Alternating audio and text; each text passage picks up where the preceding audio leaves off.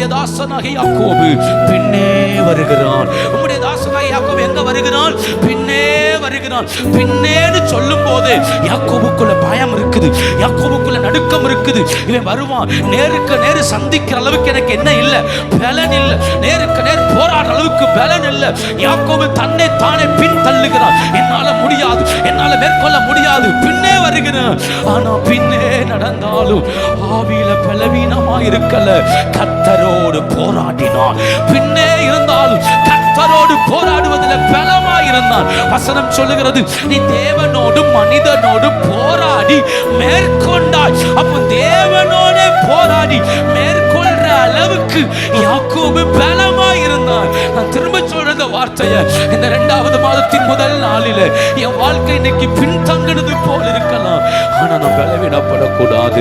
கரம் உயர்த்தி சொல்லுங்க, நான் பலவீனப்படக்கூடாது. நான் என்ன நிலையில பின்தங்கினது போல இருந்தாலும் நான் பலவீனப்படக்கூடாது. நான் எந்த இடத்துல தடுமாறுவது போல இருந்தாலும் பலவீனப்படக்கூடாது.